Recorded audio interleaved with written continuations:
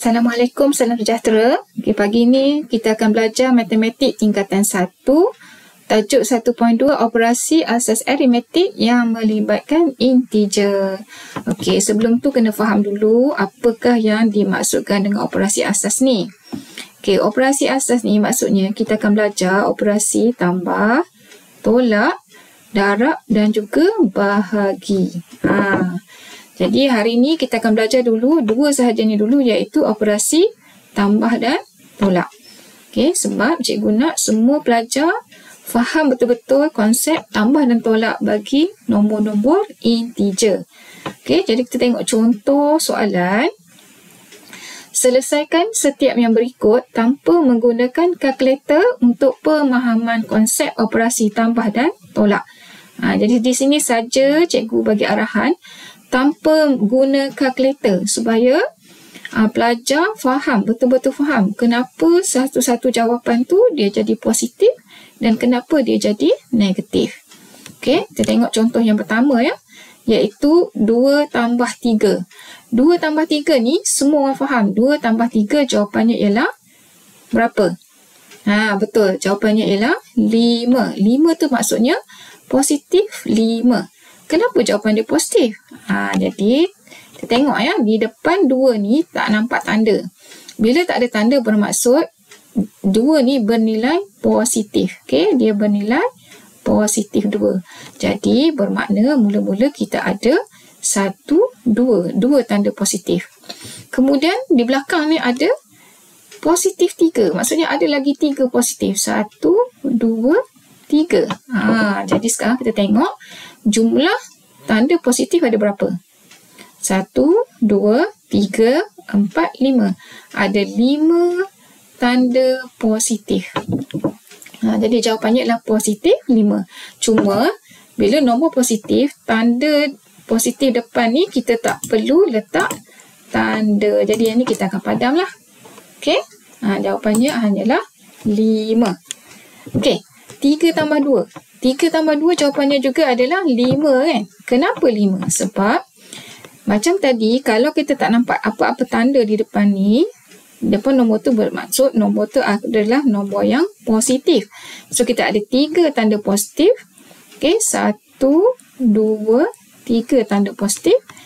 Diikuti dengan 2 lagi tanda positif. 1, 2.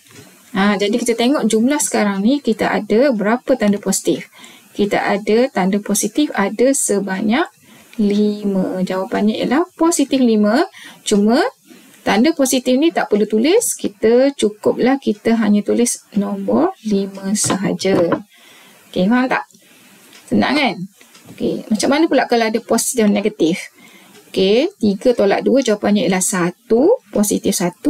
Kenapa jawapan dia positif 1? Sebab depan 3 tak ada tanda bermaksud 3 ni bernilai positif.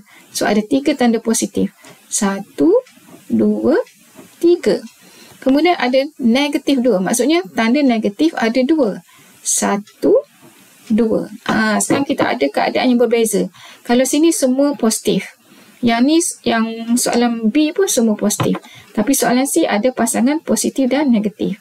Jadi, untuk pasangan positif dan negatif ni sebenarnya dia akan bernilai sifar. Maksudnya yang ni dah habis kosong, sifar. Dia neutral. Jadi, kita tengok apa yang tinggal. Yang tinggal hanyalah ada satu sahaja tanda positif. Maka jawapannya adalah 1. Okey. Faham tak? Senang je kan? Okey, seterusnya, soalan seterusnya. 2 tolak 3. Okey, depan 2 ni ada tanda positif. So, kita ada 2 tanda positif. 1 positif, 2 positif. Kemudian tolak 3, maksudnya ada 3 tanda negatif. 1, 2, 3. Jadi, lagi sekali kita ada kes tanda positif dan negatif. Tanda positif negatif ni dia akan jadi sifar ataupun neutral. Okey, yang ni kita tak nak tengok. Ini dikira dah habis. Tinggal lagi apa? Tinggal lagi negatif 1. Jadi jawapannya adalah negatif 1.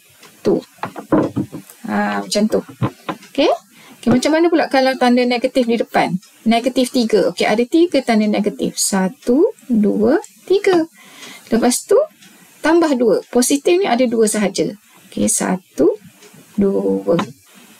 Jadi sekarang kita ada lagi sekali kes pasangan positif dan juga negatif.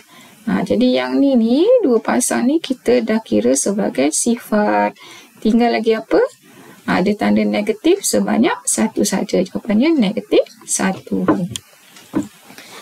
Okey, senang sangat.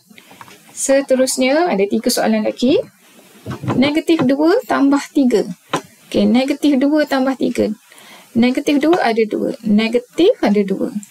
Positif 3, maksudnya positif ada 3. 1, 2, 3.